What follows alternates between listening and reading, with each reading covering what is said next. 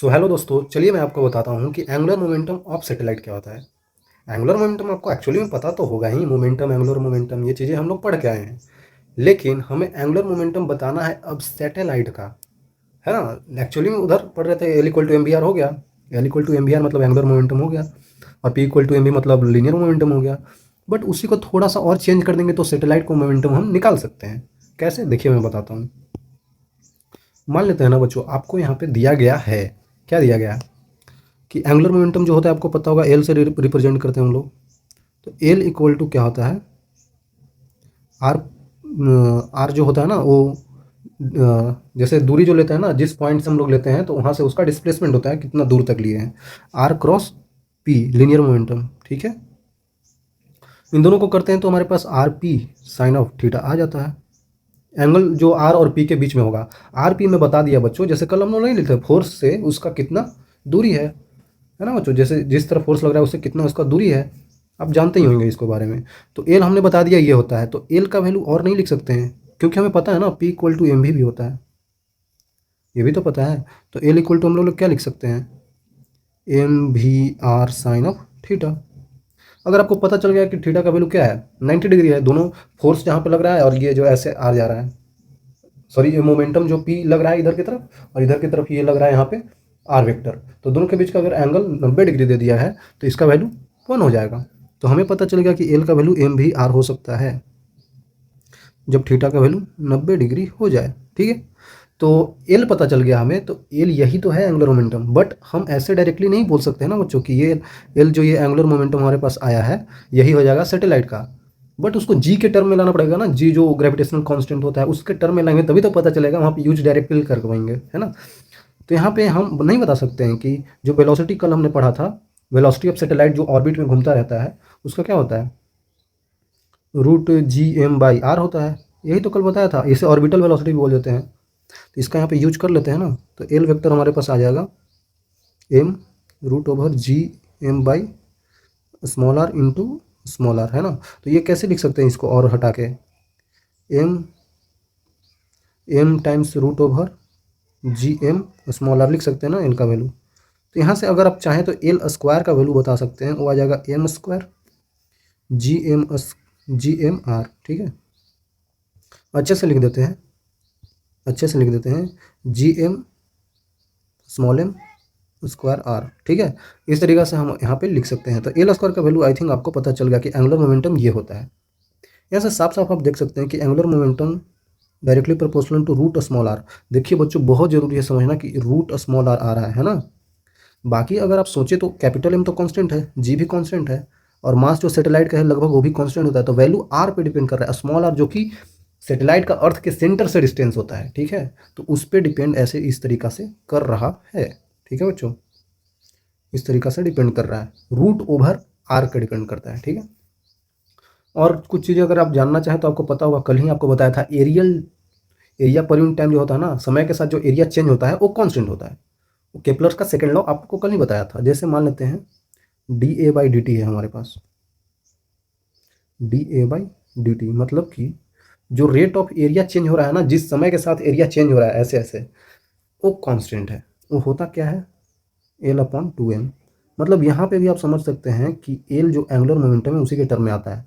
मतलब D A by D T को ऐसे भी लिखा जा सकता है कि एल का वैल्यू यहाँ पे यूज कर देंगे, मतलब क्या आ जाएगा यहाँ पे, root over capital G capital M into R, और बाहर आ जाएगा small M divided by two M. तो स्मॉल एम यहाँ पे कट सकता है, तो D A by D T यहाँ पे आ जाएगा आपका root over G capital M R divided by two. तो ये ऐसा करके हम लिख सकते हैं, लिखने के लिए बताया हूँ बस मैं, ठीक है ना। अब आपको बस ये याद होना चाहिए थोड़ी सी। और यहाँ पे L equal to M V R में भी का वेलोसिटी जो होता है उसको पुट करके यहाँ पे निकाल लेंगे। इतना याद नहीं करना है, इतना याद करेंगे तो एक्चुअली आप भूल ही जाएंगे, है ना। सब कोई भूल जाता है, तो इतना याद नहीं करना है। बस छोटा जो बड़ा बड़ा सब चीज़ होता है उसको याद करेंगे तो अपने आप ये सब हम निकाल सकते हैं, ठीक है। आगे चलते हैं बच्चों। तो सिंपल सी बात है, यहाँ पे एक और चीज़ हमें बताया जा रहा है कि एनर्जी ऑफ सैटेलाइट कैसे हम निकाल सकते हैं। जब जो सैटेलाइट है अर्थ के ऑर्बिट में, फिक्स्ड ऑर्बिट जो होता है उसमें वो घूम रहा है, ठीक है। तो घूम रहा है तो वो किसी हाइट पे घूम रहा है, और किसी हाइट के कंपैरिजन में ही तो घूम रहा है बच्चों। तो वहाँ पे पोटेंशियल एनर्जी हम बता सकते हैं, और घूम रहा है किसी वेलोसिटी से, तो उसका हम काइनेटिक एनर्जी बता सकते हैं, और काइनेटिक और पोटेंशियल एनर्जी को जोड़कर हम टोटल एनर्जी भी बता सकते हैं, आसानी से बता सकते हैं। देख लेते हैं क्या मैं बोल रहा हूँ। When a satellite revolves around the planet in its orbit, it poses both potential energy and kinetic energy. Potential energy कैसे आता है? Due to the position against the gravitational pull of earth. जो ग्रेविटेशनल पुल हो रहा होगा, अपनी तरफ खींचने की कोशिश कर रहा होगा। मान लेते हैं कि हमने कोई प्लैनेट बना दिया और ये प्लैनेट अपने ऑर्बिट में चीज़ों को अपनी तरफ खींचने की कोशिश कर रहा होगा। उसके वजह से किसी हाइट पे ही तो होगा बच्चों, है ना?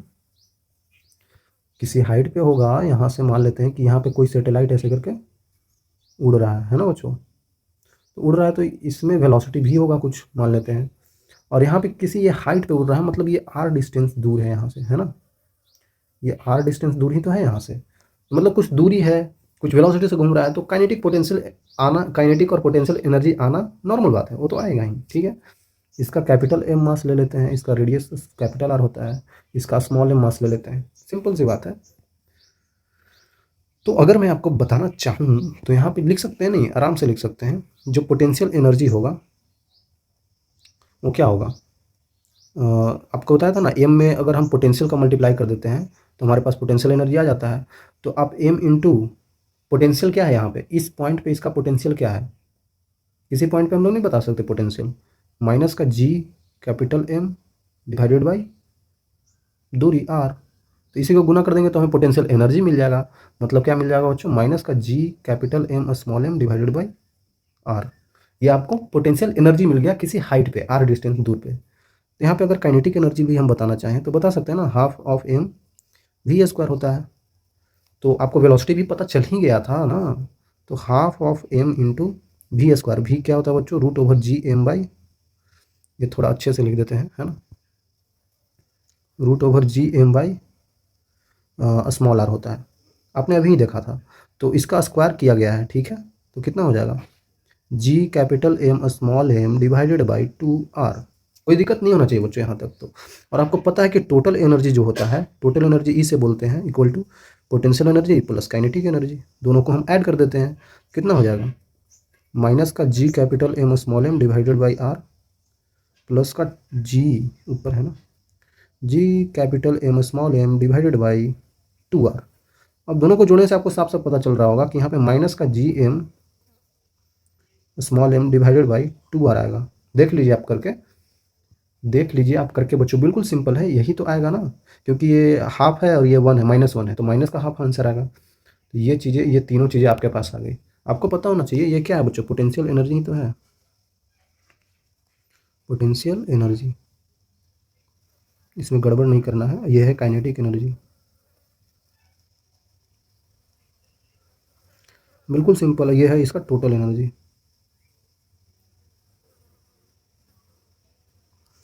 सिंपली हम बता सकते हैं, और इसको एक और टर्म में हम ला सकते हैं, लाने के लिए बिल्कुल ला सकते हैं। एंगुलर मोमेंटम के टर्म में कैसे ला देंगे बच्चों? देखिए यहाँ पे हमें क्या एक चीज़ और मिल रहा है। अगर हम जी एम एम का वैल्यू लिख सकते हैं, एक वैल्यू लिख सकते हैं जी एम एम का, L square by M R. ये वैल्यू लिखा जा सकता है। ध्यान से देखिए, हमने क्या किया बच्चों? हमने जी एम एम को निकाल दिया यहाँ पे, और उसके जगह पे एल स्क्वायर इधर था, एम नीचे ले आया और आर नीचे ले आया, ठीक है, बटा में आ गया। ऐसे लिख सकते हैं। ऐसा इसलिए किया क्योंकि ये वैल्यू हम आगे पुट कर सकते हैं, L square by M R, G M M के जगह पे L square by M are.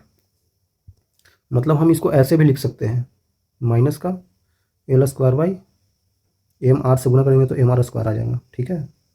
यहाँ पे लिख सकते हैं L square by M R से गुना करेंगे तो 2m आर स्क्वायर आ जाएगा। यहाँ पे एम आर से गुना कर देंगे तो माइनस का L square divided by 2m r square आ जाएगा। ऐसा इसलिए मैं बोला, अगर कहीं पे डायरेक्टली आपको बोल दिया जाए कि एंगुलर मोमेंटम कांस्टेंट है, एंगुलर मोमेंटम में कोई चेंज नहीं हो रहा है, तो हम डायरेक्टली यहाँ पे inversely proportional to R square कर सकते हैं।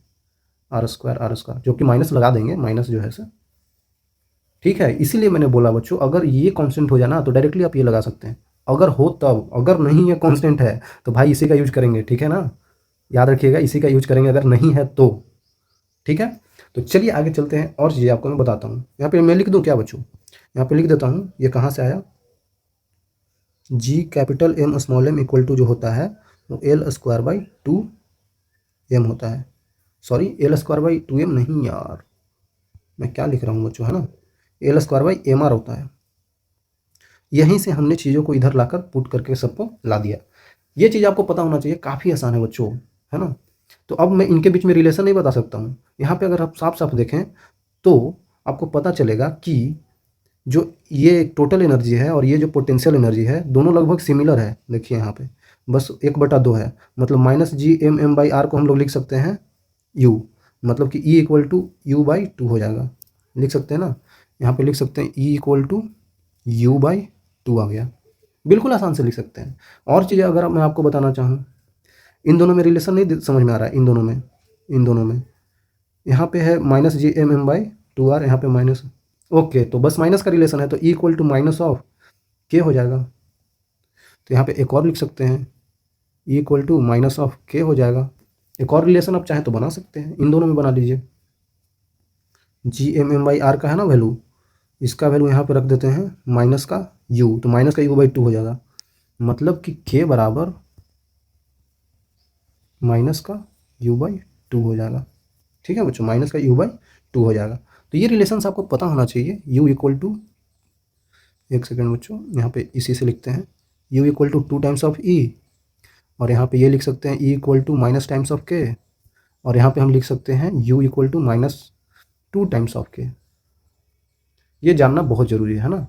ये चीज़ें आप रिलेट कर पाएंगे तो बिल्कुल सही होगा आपके लिए। ठीक है, हमारे पास बच्चों जो टोटल एनर्जी आ रखा है, अगर आप देखेंगे तो किधर गया हमारे पास टोटल एनर्जी, जो ई था वो कितना आया था, G m m/2r माइनस का आया था। यहाँ पे एक चीज़ मैं बताना चाहता हूँ कि अगर माइनस साइन क्या बता रहा होगा, जो टोटल एनर्जी जो ऑर्बिट में सैटेलाइट्स घूम रहे होंगे, तो उसमें माइनस एनर्जी बता रहा है कि उसका अंदर की तरफ जो है ना, लगने वाला जो टोटल उसका एनर्जी है वो अंदर की तरफ है। समझ में आ रहा है, प्लैनेट उसको अपनी तरफ खींचना चाह रहा है, वो उसको बांध के रखा है अंदर की तरफ, है ना। तो इसीलिए माइनस का यूज किया जाता है। नहीं समझ रहे हैं, ये प्लैनेट है और इस ऑर्बिट में कोई सैटेलाइट घूम रहा है बच्चों, तो इस सैटेलाइट की मजबूरी है कि ये अंदर की तरफ लगाया हुआ फोर्स में ही घूमेगा। काहे नहीं, ये बाहर चला जा रहा है, क्योंकि अंदर की तरफ इसका टोटल एनर्जी अंदर की तरफ लग रहा है, अंदर की तरफ जो ग्रेविटेशनल फोर्स लग रहा है उस पर। आ रहा है समझ में आपको, इसीलिए इस माइनस का आ जाता है। लेकिन अगर हमको इस जो प्लैनेट से ऊपर ये उड़ रहा है इसको बाहर भेजना है, तो कैसे हम भेज सकते हैं ये बताइए। मान लेते हैं ये प्लैनेट है हमारे पास, और ये ऑर्बिट में कोई इसका सैटेलाइट चक्कर लगा रहा है। ये इसका ऑर्बिट में ऐसे करके चक्कर लगा रहा है। ठीक है, तो बताना है हमें बच्चों कि इसको इस ऑर्बिट से बाहर भेजना है, मतलब बाहर का मतलब इसको ऑर्बिट से यहाँ पे इन्फिनिटी पे भेज देना है। तो हमें कितना एनर्जी लगेगा, हमें कितना काम करना पड़ेगा, ये बताना है। तो आपको पता है ना बच्चों, फाइनली जब बाहर चला जाएगा, बहुत बाहर चला जाएगा, तो क्या हो जाएगा, जो वर्क डन हो जाएगा, मतलब इस पॉइंट से आर डिस्टेंस से हम लोग इन्फिनिटी पे फेंक दे रहे हैं, तो किया गया काम कितना होगा, final energy minus initial energy कर देंगे। यहाँ पे जो एनर्जी होगा और यहाँ पे जो एनर्जी होगा उसको माइनस कर देंगे। तो वही तो हम लोग कर रहे हैं। यहाँ पे क्या है, इन्फिनिटी पे चला जाएगा, तो एनर्जी एट इन्फिनिटी क्या हो जाएगा, minus energy at r distance. तो इन्फिनिटी पे क्या हो जाएगा, माइनस का G capital M small M divided by infinity आ जाएगा, minus minus of G capital M small M divided by यहाँ पे आर आ जाएगा। तो आप देख सकते हैं कि ये आ रहा है G M m divided by r आ रहा है, मतलब कि सॉरी यहाँ पे 2r था ना, 2r था, देखिए 2r था। तो टोटल एनर्जी की जब हम बात कर रहे हैं, तो वर्क डन जब आर से इन्फिनिटी पे फेंक रहे हैं, हमको काम करना है, कितना काम करना होगा। अब यहाँ पे खींच रहा है ना अंदर की तरफ फोर्स से, तो कुछ तो काम करना होगा, क्योंकि उसको बाहर भेज रहे हैं हम लोग, और वो भी इन्फिनिटी पे भेज रहे हैं। तो काम कितना होगा, जो जहाँ फाइनल का एनर्जी होगा माइनस इनिशियल का एनर्जी, वही तो वर्क डन हो जाएगा बच्चों। तो हमने कर दिया वैसे। तो वर्क डन जो यहाँ से यहाँ तक भेजने में होगा, इसी वर्क डन को हम लोग एक लैंग्वेज में बोल देते हैं कि ये होता है यहाँ पे बाइंडिंग एनर्जी। एक टर्म है, इसमें घबराने की कोई बात नहीं है बच्चों, एक टर्म है, ऐसे बोल दिया जाता है किताब लैंग्वेज में, इसको बोलते हैं बाइंडिंग एनर्जी। बाइंडिंग एनर्जी आ रहा है समझ में। अगर इसका आपको कोई डिफिनेशन पूछ ले तो नहीं बता देंगे कि work done in moving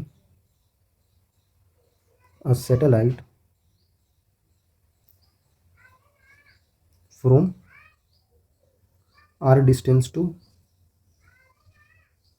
infinity, मतलब आर डिस्टेंस सेंटर से है, आर डिस्टेंस से हम लोग इन्फिनिटी पे किसी ऑब्जेक्ट को भेज रहे हैं तो उसमें किया गया काम ही बाइंडिंग एनर्जी होता है। और ऑब्वियसली बात है कि बाइंडिंग एनर्जी यहाँ पे क्या आ रहा है, नेगेटिव ऑफ टोटल एनर्जी आ रहा है। देखिए ना, यही तो है, बाइंडिंग एनर्जी पॉजिटिव आ रहा है, बाइंडिंग एनर्जी पॉजिटिव है और टोटल एनर्जी नेगेटिव है। इसलिए नेगेटिव है टोटल एनर्जी क्योंकि यहाँ पे इसको अंदर की तरफ बांधा हुआ एक फोर्स लग रहा है जो अंदर की तरफ है, तो इसलिए नेगेटिव साइन लग गया है। लेकिन बाइंडिंग एनर्जी में हम यहाँ से बाहर भेज रहे हैं तो वहाँ पे पॉजिटिव आ जा रहा है, जो आप देख सकते हैं कैसे आया। काफ़ी आसान है यार। आगे देखते हैं बच्चों, चेंज इन ऑर्बिट, कह रहा है कि change in orbit of the satellite. Orbit जैसे जिस ऑर्बिट में सैटेलाइट घूम रहा है उसको चेंज कर देंगे, तब कैसे कैसे एनर्जी में वेरिएशन होगा। तो when the satellite is transferred from higher orbit, अभी देखा हमने ये हायर ऑर्बिट में ही तो भेज रहे हैं, इस ऑर्बिट से कोई बाहर वाला ऑर्बिट ही तो हायर ऑर्बिट है, तो बाहर वाले ऑर्बिट में भेजने से क्या होता है कि एनर्जी पॉजिटिव आता है। ये याद रखिएगा, देखिए पॉजिटिव आया ना बच्चों, तो वही बोल रहा है transfer to the higher orbit, मतलब R2 बड़ा है R1 से, then variation in different quantities can be shown. Positive तो आएगा, ये तो हमको दिख रहा है कि बाहर भेज रहे हैं तो पॉजिटिव चीज़ें, मतलब चीज़ें बदल नहीं रही है, ठीक है। इसका मतलब क्या होगा, अगर हम शुरू से लेकर चलें, शुरू में हमारे पास क्या था, शुरू में हम लोग थे तो ऑर्बिटल वेलोसिटी था, वो क्या आया था बच्चों क्या आया था हमारे पास, वो √Gm/r। एक स्केप वेलोसिटी था, वो क्या आया था हमारे पास, √2Gm/r। तो यहाँ पे अगर आप देखना चाहें तो V0 जो है orbital velocity directly proportional to 1/√r है। यहाँ पे क्या है, V स्केप जो है डायरेक्टली प्रोपोर्शनल टू 1/√r है। दोनों सिमिलर टाइप का ही होता है। क्यों ऐसा लिख पा रहे हैं, क्योंकि G और M तो कांस्टेंट ही है ना बच्चों, इसीलिए इसमें वेरिएशन सिर्फ R में हो रहा है, तभी हम लोग प्रोपोर्शनलिटी बता पा रहे हैं, ठीक है। आगे देखते हैं, तो आगे और अगर मैं बताना चाहूँ तो यहाँ पे अगर आप लिखें मोमेंटम जो P था, मोमेंटम क्या था, mv था, बट mv तो अब इसमें r का टर्म नहीं आ रहा है, तो r का टर्म लाने के लिए v का मल्टीप्लिकेशन कर देंगे, मतलब mv क्या होता है, √Gm/r ही तो होता है। अभी देखा आपने ऊपर, ये कैपिटल M है बच्चों, ये कैपिटल M है, समझ रहे हैं ना। तो यहाँ पे क्या आ जाएगा, यहाँ पे क्या आ जाएगा बच्चों, इन्वर्सली प्रोपोर्शनल टू, यहाँ पे भी आ जाएगा, मतलब p जो होता है मोमेंटम वो भी इन्वर्सली प्रोपोर्शनल टू √r होता है बच्चों, ठीक है। अब यहाँ से हम एंगुलर मोमेंटम को भी बता सकते हैं, जो कि mv/r होता है, ठीक है। तो mv/r होता है, और ऐसे ये मैं ऑलरेडी निकाल चुका हूँ बच्चों। ये क्या आ रहा था, पीछे ही बताया मैंने अभी आपको, पीछे बताया ना आपको क्या आ रहा था, ये एल स्क्वायर का वैल्यू क्या आ रहा था, Gm/m² आ रहा था, Gm/m²r, मतलब कि Gm/m² का पूरा रूट। तो यहाँ से नहीं पता चल रहा है आपको कि एल जो है एंगुलर मोमेंटम वो है डायरेक्टली प्रोपोर्शनल टू √r, ठीक है। ऐसा चीज़ें को कर सकते हैं हम लोग, कोई दिक्कत नहीं है, ऐसे बताना है बस कैसे कैसे प्रोपोर्शनलिटी है। और भी अगर आपको बताना चाहूँ तो यहाँ पे मैं बता सकता हूँ कि जो काइनेटिक एनर्जी था अभी, वो कितना आया था, Gm/m/2r आया था। तो यहाँ पे देख सकते हैं काइनेटिक एनर्जी प्रोपोर्शनलिटी है 1/r का। पोटेंशियल एनर्जी भी आया था माइनस का G_M/m/r आया था, ये भी प्रोपोर्शनलिटी है 1/-1/r का। अभी जो है वैसा ही लिख देंगे। और जो एनर्जी है उसका प्रोपोर्शनलिटी कैसा है, माइनस का G_M/m/2r। तो टोटल एनर्जी भी माइनस का 1/2r का है, 2r लिख देते हैं बच्चों, सॉरी यहाँ पर 2 नहीं था, यहाँ पे 2 था, लिख सकते हैं हम लोग। उसी तरीके से फिर बाइंडिंग एनर्जी इसके आगे आया था, वो कितना आया था, माइनस का, सॉरी माइनस नहीं था, यहाँ पे प्लस था, G_M/m/2r। तो यहाँ से लिख सकते हैं कि बाइंडिंग एनर्जी जो है वो है इन्वर्सली प्रोपोर्शनल टू 2r। और भी यहाँ पे चीज़ें हम बता सकते हैं बच्चों, जैसे ये चीज़ घट रहा है, देख रहे हैं आप, ये चीज़ नेगेटिव में है, तो मतलब नेगेटिव नहीं है, जैसे अगर r बढ़ेगा तो ये घटेगा, है ना बच्चों। मतलब कि आप समझ रहे हैं ना, r को अगर बढ़ा दिए तो ये घटेगा, r को यहाँ पे बढ़ा दिए तो ये घटना चाहिए, लेकिन नेगेटिव में है तो r बढ़ेगा तो यहाँ पे ये भी बढ़ेगा। मतलब ऐसे मैं लिखना चाहता हूँ तो लिख देता हूँ, जैसे यहाँ पे अगर r बढ़ेगा तो बाइंडिंग एनर्जी क्या होगा बच्चों, वो घटेगा, ठीक है। यहाँ पे अगर r बढ़ेगा तो एनर्जी यहाँ पे, टोटल एनर्जी यहाँ पे ये भी बढ़ेगा क्योंकि नेगेटिव साइन है। यहाँ पे r बढ़ेगा बच्चों तो यहाँ पे पोटेंशियल एनर्जी भी बढ़ेगा, आपको समझ में आ रहा होगा क्यों। और यहाँ पे r अगर बढ़ेगा बच्चों तो काइनेटिक एनर्जी क्या है, वो घटेगा। ऐसे रिलेशंस आप ध्यान रखेंगे तो आपको सही रहेगा। यहाँ पे अगर आर बढ़ेगा बच्चों तो वी नोट का वैल्यू घट जाएगा। वैसे ही यहाँ पे भी आर बढ़ेगा तो फिर भी स्केप का भी वैल्यू घटेगा। और भी आप देख सकते हैं आर बढ़ेगा यहाँ पे तो पोटेंशियल का भी, पोटेंशियल नहीं है क्या है, मोमेंटम का भी वैल्यू घटेगा। उसी तरीक़े से यहाँ पे भी आर बढ़ेगा तो एल का भी वैल्यू घटेगा, मतलब एंगुलर मोमेंटम का भी वैल्यू घटेगा। चीज़ें बहुत सिंपल है, यहाँ पे कुछ ऐसा सोचना नहीं है। मैं तो कहता हूँ याद करने की ज़रूरत ही नहीं है, बस ये फार्मूला ये एक दो याद रहेगा तो सब कुछ हो जाएगा। याद करना है तो एक शॉर्ट ट्रिक में मैंने बताया था ये वाली चीज़ है ना बच्चों, इसको आप चाहें तो याद कर सकते हैं, है ना, इसको याद कर सकते हैं। नहीं हो रहा है तो बस फार्मूला याद रखिए, बाकी चीज़ें आप खुद से भी कर सकते हैं। इतना याद करेंगे तो आप भूल जाइएगा, है ना। तो मान लेते हैं ना कि अभी आपको ये अगर फार्मूला ऐसे मान लेते हैं कि कोई स्टेट चेंज हो रहा है, मतलब कि ऑर्बिट अभी r1 डिस्टेंस पे था, ऑर्बिट कर रहा था सैटेलाइट, और r1 से r2 पे चला गया। तो बोल रहा है कि वर्क डन कितना हुआ है, वर्क डन 1 से 2 जाने में कितना हुआ है। तो वर्क डन 1 से 2 जाने में आप बता सकते हैं बिल्कुल कि जो फाइनली टोटल एनर्जी है माइनस इनिशियली टोटल एनर्जी है 1 पे, तो दोनों को घटा देंगे तो कितना हो जाएगा। फाइनली क्या था, माइनस का G capital M small M divided by 2 into जो कि R2 है, और माइनस तो इसका रहेगा ये G M M one divided by 2R1 था।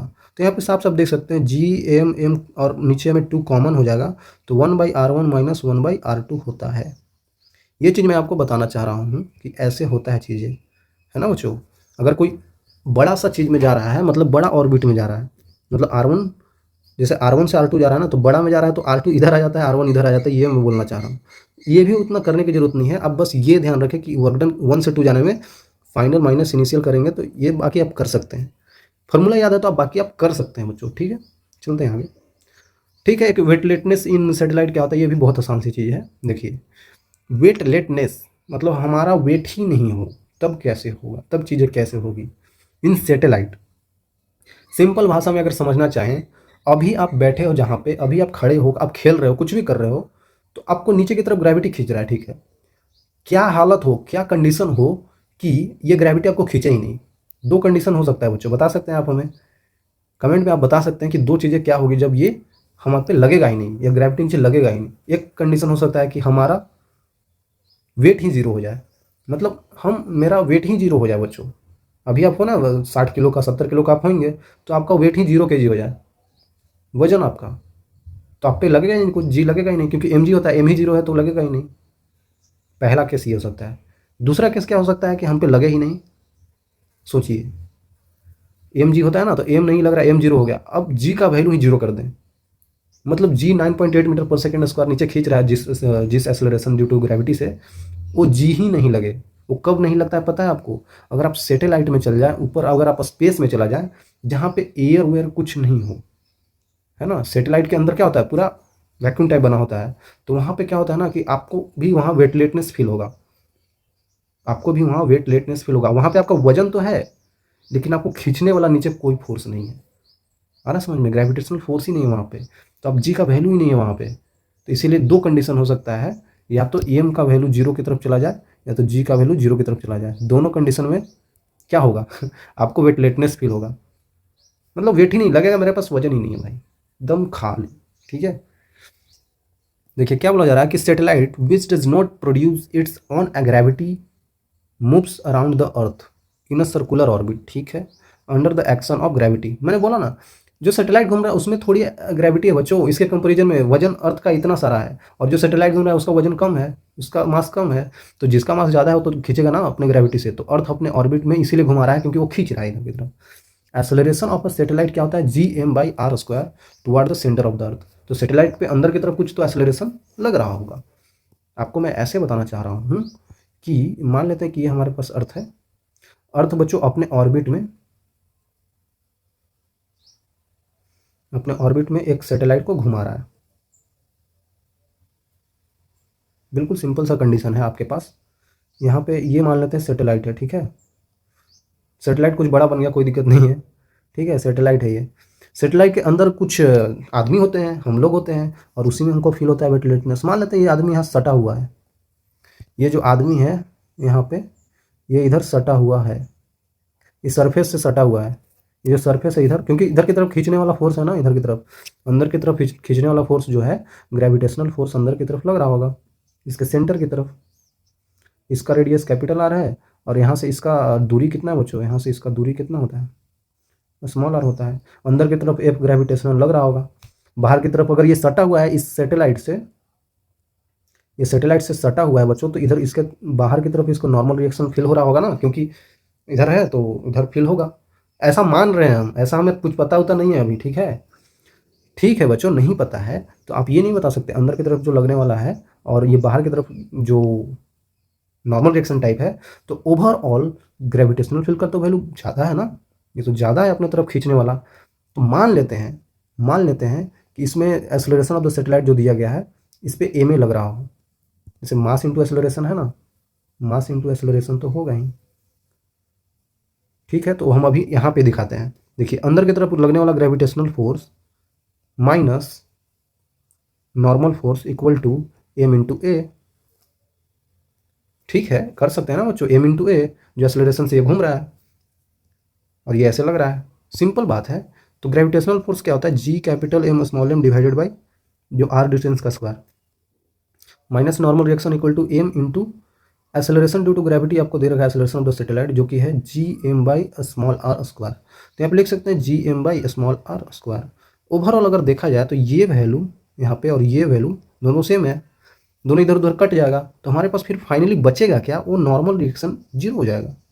कुछ आपको समझ में आया बच्चों, नॉर्मल रिएक्शन जीरो हो जाएगा। मतलब क्या है, मतलब कि इधर की तरफ नॉर्मल रिएक्शन कुछ लग ही नहीं रहा है भाई, भले ही हम सैटेलाइट में जाकर उधर दीवार से चिपक जाए, आप सोचेंगे कि इधर चिपकेंगे तो इधर से हमारा नॉर्मल रिएक्शन आएगा, हम जितना इसको इधर धक्का देंगे, है ना, नॉर्मली क्या होता है, हम दीवार, पीछे मेरी दीवार है तो दीवार को मैं जितना इधर धक्का दूंगा वो भी मेरे पे उतना ही धक्का अपोजिट डायरेक्शन में लगा रहा है। लेकिन सैटेलाइट में ऐसा नहीं है बच्चों, सैटेलाइट में ऐसा नहीं है। सैटेलाइट में अगर इधर की तरफ ग्रेविटेशनल फोर्स लग रहा है और आप भी इधर की तरफ फोर्स लगा के अब सोच रहे हैं कि हमारा नॉर्मल रिएक्शन इधर की तरफ हो जाए, हम कुछ इधर बढ़ जाए, तो ऐसा कुछ नहीं होगा, क्योंकि आप पे यहाँ जी ही नहीं लग रहा है ना, आप पे यहाँ कुछ नहीं लग रहा है, आप वेटलेटनेस फील करेंगे। आई थिंक आपको क्लियर हो रहा होगा, आपको समझ में आ रहा होगा चीज़ें कि मैं क्या बोल रहा हूँ। इधर कितना भी आप धक्का लगा लीजिए आपको नॉर्मल रिएक्शन नहीं मिलेगा इधर, है ना, नॉर्मल रिएक्शन नहीं मिलेगा। कोई भी सरफेस पे जाके इधर भी धक्का लगाइए, इधर भी धक्का लगाइए, इसीलिए तो वहाँ पे क्या होता है, वहाँ पे चीज़ें देखिए बच्चों ऐसे हो जाता है, मतलब कि body needs not support to stay at the rest the satellite, hence all positions are equally comfortable, such state is called weightlessness. इसी स्टेट को बोलते हैं, मतलब बॉडी को कोई सपोर्ट की जरूरत नहीं है, दे स्टे एट रेस्ट, जहाँ पे जो पोजीशन वहीं पे रेस्ट पे रहेगा सेटेलाइट के अंदर, और ऑल पोजीशन इक्वली कंफर्टेबल होता है। जैसे यहाँ पे नहीं देख रहे हैं, ये यहाँ पे है तो यहीं पे ही रहेगा यहीं पे रहेगा जब तक कि बाहर कुछ ऐसे ऐसे चेंज ना हो जाए। यहाँ पे ऐसे खेल रही है ये बाहर, यहाँ पे अंदर सेटेलाइट में क्या कर रहे हैं, अगर हम ग्लास ऑफ वाटर लेकर उसको टिल्ट कर दें, जैसे मेरे पास ये बोतल है बच्चों, बोतल में पानी ऐसे करके गिरा दूँ, ये पानी ऐसा ही गिरा रहेगा, ना जमीन पे गिरेगा, नहीं ऊपर जाएगा, कुछ नहीं, ऐसे ही गिरा रहेगा। अरे समझ में, ऐसा चीज़ें होती है वहाँ पे, ऐसे गिरा दिया, ये पेन को ऐसे रख दिया तो ये ऐसे ही रहेगा, ऐसे ही रहेगा, छोड़ देंगे तो भी ऐसे ही रहेगा, नीचे खींचने वाला चीज़ ही नहीं है ना, जी जीरो हो जा रहा है। आई थिंक आपको क्लियर हो रहा होगा बच्चों। तो वही बोल रहा है कि ग्लास पुल्ड आउट करेंगे तो लिक्विड वैसा ही रहेगा, शेप ऑफ कंटेनर के रूप में ही, देखिए यहाँ पे float no flow, not flow because surface tension, हाँ सरफेस टेंशन की वजह से बाहर से इसका लगने वाला है ना, बाहर से प्रेशर जो लगने वाला होगा उस सरफेस टेंशन की वजह से वैसा के वैसा ही रहेगा, वैसा ही शेप में रहेगा। चीज़ें बहुत ईजी है, ऐसी ही चीज़ें यहाँ पे होती है। तो उतना आपको जानना है तो आप बहुत सारा चीज़ें सर्च करके गूगल से भी बहुत सारी चीज़ें जानकारी पा सकते हैं, जितना डीप जाना चाहें जा सकते हैं आप गूगल के थ्रू। अभी चीज़ें हम यहाँ पे आगे बढ़ते हैं और चीज़ें आपको बताते हैं क्वेश्चन कैसा आता है, ठीक है। क्वेश्चन एक सिंपल सा है, satellite is revolving around the earth with orbital velocity V not है, सडनली स्टॉप। ओके, जो सेटेलाइट अर्थ के चारों तरफ घूम रहा है वो जाके ऐसे रुक गया, अब रुक गया तो क्या होगा, नीचे गिरेगा भाई, अर्थ पे गिर जाएगा। ये अर्थ है, ये ऊपर से कोई ऐसे ऐसे नच रहा था तो यहाँ पे आया, यहाँ पे भी का वैल्यू जीरो हो गया, तो यहाँ पे फिर नीचे गिर जाएगा, अचानक हुआ है, सडनली रुक गया, जाके नीचे गिर जाएगा। ठीक है, ये इसका यहाँ से रेडियस आर होता है, और ये बोल रहा है कि जब ऑब्जेक्ट यहाँ से आते आते फिर यहाँ पे आएगा, फाइनली यहीं पे आएगा ना बच्चों, फाइनली तो यहीं पे आएगा, और इनिशियल यहाँ पे था, इनिशियली यहाँ पे था। तो बोल रहा है फिर यहाँ पे कि the speed with which it strikes the surface of earth would be. Okay, यहाँ पे आएगा तो इसका स्पीड कितना हो जाएगा ये पूछ रहा है। यहाँ भी किस स्पीड से गिरेगा, यहाँ पे तो जीरो है। तो इनिशियल फाइनल कुछ कुछ चीज़ें समझ में आ रहा है आपको। यहाँ पे क्या कर सकते हैं हम लोग, और इसके का भी यूज कर रहे हैं। ऑब्वियसली मैकेनिकल एनर्जी कंजर्वेशन कर सकते हैं ना बच्चों, मैकेनिकल एनर्जी कंजर्वेशन कर सकते हैं। कुछ बाहरी का हमें फोर्स नहीं दिख रहा है, कुछ एक्सटर्नल चीज़ नहीं दिख रहा है, सिंपल सी चीज़ दिख रहा है हमारे पास कि initial kinetic energy plus initial potential energy, initial potential energy plus initial kinetic energy equal to, simple सी बात है, सारा यहाँ पे कंजर्वेटिव फोर्सेज है। Final potential energy plus final kinetic energy कर सकते हैं। इनिशियल पोटेंशियल एनर्जी इस सरफेस से ये आर दूरी दूर है ना बच्चों, ये पूरा आर होता है, ठीक है। तो यहाँ पे लिख सकते हैं ना पोटेंशियल माइनस का G capital M small M divided by r, ठीक है। काइनेटिक एनर्जी तो जीरो है क्योंकि रुक गया था सडनली। फाइनली जब यहाँ पे आ जाएगा तो यहाँ पे क्या हो जाएगा, माइनस का G capital M small m capital R हो जाएगा क्योंकि सरफेस से ले लेंगे, प्लस का हाफ एम वी स्क्वायर, जिस वेलोसिटी से यहाँ पे टक्कर खाएगा वी स्क्वायर, ठीक है। तो यहाँ पे दिख रहा है छोटा सा मास सब कट जाएगा, तो क्या आएगा हमारे पास, क्या आएगा हमारे पास, यहाँ पे अगर लिख दूँ मैं इसको इधर ले जाऊँ तो 2gm divided by R minus GM 2gm by R equal to V square. तो ऐसे लिख सकता हूँ। तो 2gm बाई आर क्या होता है, वेलोसिटी ऑफ एस्केप का स्क्वायर ही तो होता है, माइनस का 2gm बाई आर कितना होता है, ऑर्बिटल वेलोसिटी का square equal to V square. यहाँ से भी हमारे पास आ जाएगा रूट ओवर एस्केप वेलोसिटी का square minus 2 times of orbital velocity का स्क्वायर। सिंपल है बच्चों, आ गया, यही हमारे पास आंसर हो जाएगा। ये हमें दिख रहा है, आसान है यार, चीज़ों को करेंगे आसानी से तो हो जाएगा।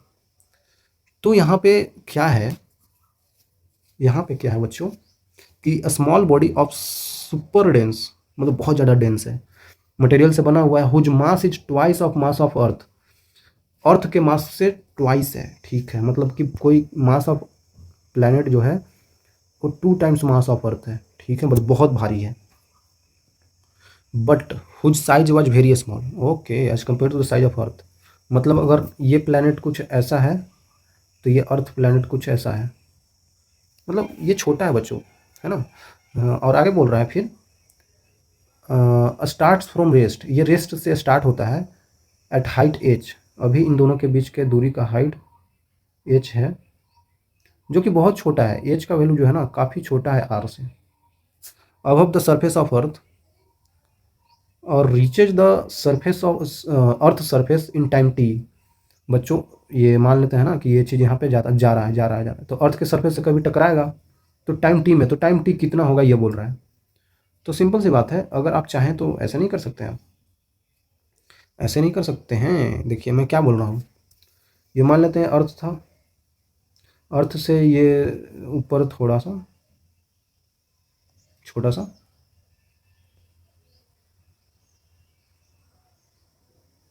दोनों के बीच का दूरी एच है, और बोल रहा है कि ऊपर से गिर रहा है, इसका मास क्या है 2 टाइम्स ऑफ मास ऑफ अर्थ है और इसका मास एम है। तो बच्चों आप ऐसे करेंगे, आप कैसे करेंगे, सिंपल से कर सकते हैं। ऊपर से गिर रहा है मतलब u इक्वल टू 0 है, तो फाइनली यहाँ पे भी क्या हो जाएगा, √2gh होता है, यही तो पढ़े थे हम लोग काइनेमेटिक्स में, यही तो पढ़े थे। यहाँ से गिरेगा √2gh, तो आंसर आप ये वेलोसिटी आ गया, लेकिन हमें टाइम निकालना है, मतलब कि h इक्वल टू u तो 0 है, हाफ GT स्क्वायर कर सकते हैं, तो t का वैल्यू √2h/g, जो कि पहला ऑप्शन भी है। तो आंसर अगर आप ये टिक कर दिए हैं, अगर आपने आंसर ये टिक कर दिया है तो ये बच्चों गलत है। क्यों गलत है, सब कुछ तो सही किया हमने, गलत इसलिए है क्योंकि आपने देखा नहीं कि इसका मास कितना बड़ा है, इससे भी बड़ा है। जिसका मास जितना बड़ा वो जितना उतना ज़्यादा ग्रेविटेशनल फील्ड लगाएगा ना, है ना बच्चों, ग्रेविटेशनल फील्ड तो ज़्यादा लगाएगा। तो इसका मास इतना ज़्यादा है तो ये हो सकता है इसी को इधर खींच ले। भाई आप कैसे सोच रहे हैं कि ये यहाँ पे गिरेगा तो इसका टाइम कितना होगा। बच्चों इसका मास इतना ज़्यादा है, अर्थ से भी ज़्यादा है, तो अर्थ से ज़्यादा मास है तो ग्रेविटेशनल फील्ड भी ज़्यादा लगाएगा, तो ये इसको इधर भी तो खींच सकता है। तो ये आपने सोचा ही नहीं, यही तो सोचना है यहाँ पे। तो हम सोच रहे हैं कि अब ये इसको इधर खींचेगा तो कहाँ तक खींच सकता है, अभी सब कुछ छोड़ दीजिए, अभी सब कुछ रेस्ट पे है, तो इसका सेंटर ऑफ मास कहीं पे निकाल लेते हैं। तो ओवरऑल सेंटर ऑफ मास अगर हम कहीं पे निकाल लें तो ये मास भी इधर की तरफ खींचेगा ना, और ये भी कुछ इधर की तरफ आएगा, या फिर ये नहीं आएगा, कुछ भी हो सकता है। लेकिन ये तो कन्फर्म है, ये मास 2m है, ये मास m है, तो ये तो इधर की तरफ आएगा ही। कितना दूर आएगा ये, कितना दूर आएगा ये, जो इसका सेंटर ऑफ मास होगा बच्चों, सेंटर ऑफ मास जहाँ पे होगा वहाँ पे ये आएगा, और ये भी अपना इधर से 2m मास वाला आ रहा होगा, ये धीरे धीरे आएगा, ये जोर से आएगा, क्योंकि ये छोटा सा मास है, ये बड़ा सा मास है, तो ये जल्दी से आएगा, ये धीरे से आएगा, तो यहाँ पे टकराएगा। जहाँ पे टकराएगा वो सेंटर ऑफ मास ही होगा। जो बड़ा मास होता है उधर ही सेंटर ऑफ मास लाई करता है, तो सेंटर ऑफ मास यहाँ पे मान लेते हैं लाई करेगा। ठीक है, तो ये नहीं निकाल सकते आपको, अगर याद हो ट्रिक से निकालना है, ट्रिक से निकालना है। यहाँ से इसका दूरी कितना हो जाएगा, ये दूरी कितना हो जाएगा सेंटर ऑफ मास का, दूसरे का मास मतलब m, टोटल डिस्टेंस h अपन total mass 2m m 3m। तो देखिए कितना जल्दी आ गया, h/3 होगा ये। अगर ये h/3 है तो ये डिस्टेंस कितना हो जाएगा, 2h/3, क्योंकि दोनों को जोड़ेंगे तो हमारे पास कितना आना चाहिए, h आना चाहिए। h/3 और 2h/3 जोड़ेंगे तो h आ जाएगा। देख रहे हैं कितना आसानी से हमने निकालिए। तो यहीं पे जाकर ये टकराएगा। तो आपको निकालना क्या है कि ये यहाँ जीरो से u = 0 से t = 0 से गिरा है, तो ये जाकर कितने टाइम पे ये टकरा जाएगा। ये भी इधर चल रहा था, तो ये चलते चलते जिस टाइम पे यहाँ पे पहुँचेगा ये, उस टाइम पे ये यहाँ पे जाकर इससे टकरा जाएगा। तो वो टाइम बताना है। तो अब कितना दूर इसको चलना है, h/3 ही चलना है। तो बोल सकते हैं ना कि टाइम जो आया था हमारे पास √2 × small h divided by g। Small h इसलिए लिखा क्योंकि ये अब यूज होगा, कैपिटल H यूज नहीं होगा, क्योंकि दोनों का मास अलग अलग है। तो √2 × स्मॉल h कितना हो गया अब, h/3 डिवाइडेड बाई g। तो 2h/3g आंसर होगा। आंसर एक्चुअली में ये होगा, गलती नहीं करना है, ठीक है, थोड़ा सोचना है फिर करना है सवाल को। तो ये आंसर गलत है बच्चों, ये बता देना चाहता हूँ, ये आंसर सही है, ठीक है। बोल रहा है radius of earth contact. Oh, radius of earth जो था इतना r, अब हो गया r/समथिंग, r/6 r/7 ऐसे टाइप का हो गया, मतलब r/n मान लेते हैं प्रेजेंट वैल्यू का। ठीक है, अभी r था, फाइनली क्या हुआ ना, इनिशियली क्या था, इनिशियली r था, फाइनली क्या हुआ, r/n हो गया, मतलब कि चप गया, अर्थ चप गया, रेडियस कम हो गया। तो बोल रहा है लेंथ ऑफ डे क्या होगा। अच्छा, यहाँ पे आपको पता है टाइम पीरियड क्या होता है जब r रेडियस का होता है, 24 घंटा का ही तो होता है। 24 घंटे में दिन और रात बदल जाते हैं, तो 24 घंटे बाद ही कुछ होता है। तो यहाँ पे कितना हो जाएगा ये बताना है। तो बोलेंगे बहुत सारे लोग कि क्या होगा, 24/n हो जाएगा। नहीं यार, ऐसे नहीं करना है तुक्का नहीं मारना है बच्चों, थोड़ा करना है सॉल्व। सोचिए टाइम पीरियड कैसे प्रोपोर्शनल होता है आर का, टाइम पीरियड और आर रेडियस में कुछ रिलेशन होता है, तभी तो हम कुछ बता पाएंगे, क्योंकि दोनों में कुछ रिलेशन आएगा तभी तो कैसे वेरी कर रहा है वो पता चलेगा। तो बच्चों कैसे करेगा वेरी, मतलब टी और आर में कोई रिलेशन होता है डायरेक्टली। टाइम पीरियड क्या होता है, 2πr/v होता है, तो कुछ यहाँ से आर आएगा ही नहीं, कैपिटल आर तो नहीं आएगा, स्मॉल आर आ जाएगा। तो कैपिटल आर लाने के लिए हम उसका यूज नहीं कर सकते हैं, उसका यूज नहीं कर सकते हैं। किसका, मतलब ये एंगुलर मोमेंटम होता है ना एल, वो क्या होता है, G capital m² into are का रूट होता है ना, अभी पढ़ा था, अभी तो देखा था बच्चों, ये होता है ना, तो इसमें आता है कैपिटल M।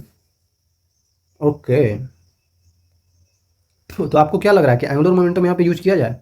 एंगुलर मोमेंटम क्यों यूज करेंगे, क्योंकि एंगुलर मोमेंटम यहाँ पे कंजर्व है।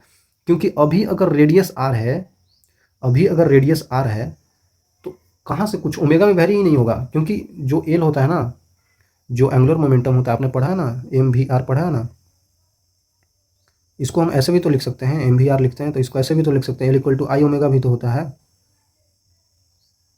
ये भी तो होता है। और आई तो मोमेंट ऑफ इनर्शिया, लेकिन ओमेगा चेंज होता है, लेकिन ओमेगा भी चेंज नहीं होगा क्योंकि रेडियस वही है, बाद में हम चेंज कर रहे हैं। तो एल कांस्टेंट होना चाहिए, आई थिंक, मेरे को ऐसा लग रहा है। एल अगर कांस्टेंट होगा, एल अगर कांस्टेंट होगा बच्चों, तो क्या होगा, आई ओमेगा, आई क्या होता है 2/5mr², मतलब कि ये सॉलिड स्फीयर की तरह ही तो ट्रीट होगा, इंटू ओमेगा। ओमेगा क्या होता है, ओमेगा लिख सकते हैं ना, टाइम पीरियड 2π/ओमेगा होता है, तो ओमेगा = 2π/ टाइम पीरियड। मतलब यहाँ पे ओवरऑल अगर देखा जाए तो आर और टी यहाँ पे आ रही है, ठीक है। इसके अलावा सब कांस्टेंट है, m कांस्टेंट, 2π कांस्टेंट, इधर 2/5 भी कांस्टेंट। तो मतलब आर और टी में रिलेशन आया जब एल कांस्टेंट हो, और एंगुलर मोमेंटम इसलिए कांस्टेंट है क्योंकि इसका ओमेगा चेंज नहीं हो रहा है। यहाँ पे देखिए रेडियस है ना, आर रेडियस है, फाइनली चेंज हो रहा है, फाइनली ठीक है, रेडियस में चेंज हो रहा है तो ओमेगा चेंज हो जाएगा। लेकिन यहाँ पे देखिए, अभी यहाँ पे देखिए, यहाँ पे तो चेंज नहीं हो रहा है क्योंकि हम आई ओमेगा इसका लेकर चल रहे हैं 24 आवर का, तो यहाँ पे नहीं हो रहा है। तो यहाँ पे हम बता सकते हैं ना कि यहाँ पे कांस्टेंट है तो टी इधर चला जाएगा, तो T directly proportional to R square हो गया। टाइम पीरियड चेंज होगा टाइम पीरियड चेंज हो जाएगा क्योंकि यहाँ पे देख रहे हैं अब आर स्क्वायर के प्रोपोर्शनल है, मतलब यहाँ पे अगर टी है तो यहाँ पे टी डैश क्या हो जाएगा, आर बाई एन का स्क्वायर हो जाएगा, मतलब कि R square by N square हो जाएगा। मतलब टी डैश जो है, ये टी क्या था, टी था आर स्क्वायर के proportional divided by N square हो जाएगा। आ रहा है समझ में बच्चों? और टी आपको पता है यहाँ पे कितना आया था, 24 आवर होता है, नॉर्मली यहाँ पे देखे थे, तो 24 बाई एन स्क्वायर हम लोग कर सकते हैं। सिंपल सी बात है, इतना घंटा एच आवर है तो ये आंसर हो जाएगा। ऐसे करना है बच्चों, ऐसे करना है, देखना है कि एंगुलर मोमेंटम यहाँ पे चेंज हो रहा है कि नहीं, है ना, एंगुलर मोमेंटम चेंज हो रहा है कि नहीं, क्योंकि आई ओमेगा होता है ना, ये आई चेंज नहीं हो रहा है, ओमेगा यहाँ पे इसका देखेंगे तो चेंज नहीं हो रहा है, इधर जाके हो रहा है। आई थिंक क्लियर होगा। देखते हैं एक और सवाल, काफी आसान। Satellite is moving around the earth in circular orbit of height R और 3r रिस्पेक्टिवली, R is being the radius of earth, ठीक है, रेशियो ऑफ काइनेटिक एनर्जी। बच्चों ये तो काफी आसान है, काइनेटिक एनर्जी का रेशियो क्या होगा, k1/k2 क्या होगा, काइनेटिक एनर्जी क्या होता है, G capital M small M divided by 2r, ठीक है। और यहाँ पे क्या होता है, G capital M small M divided by 2r, यहाँ पे 1 कर देते हैं, 2 कर देते हैं, तो क्या हो जाएगा, इसका कितना है r है और नीचे वाला का कितना है 3r है, तो ये कट जाएगा तो कितना हो जाएगा 1/3। 1/3 तो ऑप्शन में ही नहीं है भाई साहब, क्योंकि हमने गलत किया है। मैं आपको बता रहा हूँ, दिखा रहा हूँ कि ये गलत है। कैसे है, क्योंकि यहाँ पे देखिए ना बच्चों, अगर मैं ये अर्थ ले लूँ तो अर्थ से एक ये ऑर्बिट है, ठीक है, एक ये ऑर्बिट है और एक और ऑर्बिट ये है, 2 ऑर्बिट दिया है ना, पहला दूसरा, ध्यान से समझिए क्या गलती हो रहा है। तो यहाँ से इसका रेडियस तो आर होता है, आर और r1 r2 पता है क्या है, यहाँ से डिस्टेंस ये और एक ये है, ठीक है, तो ये है यहाँ से r और यहाँ से 3r, इस टाइप का है। तो टोटल डिस्टेंस हम सेंटर से, यहाँ पे स्मॉल r लिखा जाता है, तो स्मॉल r लिखा जाता है तो मतलब क्या हो जाएगा, यहाँ पे स्मॉल r लिखा जाता है ना, तो यहाँ पे क्या हो जाएगा बच्चों, ऐसे समझ लीजिए, यहाँ पे G capital M small M divided by 2 into r1 का मतलब हो गया ये वाला, तो r1 का वैल्यू 2r हो गया। अब टोटल देखेंगे यहाँ से तो r2 का वैल्यू कितना हो जाएगा, हो जाएगा 3r 4r हो जाएगा, जोड़ देंगे, तो यहाँ पे लिखेंगे 2r और नीचे लिखेंगे G capital M small M divided by 2 into 4r, ठीक है। तो अब आंसर आएगा यहाँ पे, तो ऊपर चला जाएगा तो 2:1 आ जाएगा, मतलब 2 आ जाएगा। तो आंसर आपको यहाँ पे ये होगा, ठीक है। ये दिया हुआ होता है अर्थ के सरफेस से, ठीक है ना, तभी ये सोल्व हो रहा है, नहीं सेंटर से मानेंगे तो नहीं होगा, है ना, सेंटर से मानेंगे तो नहीं होगा सोल्व, ठीक है। तो यहाँ तक आने के लिए बच्चों बहुत बहुत शुक्रिया। अगर आप समझ जाएंगे तो चीज़ें आसान लगेंगी आपको। तब तक के लिए ओके, बाय।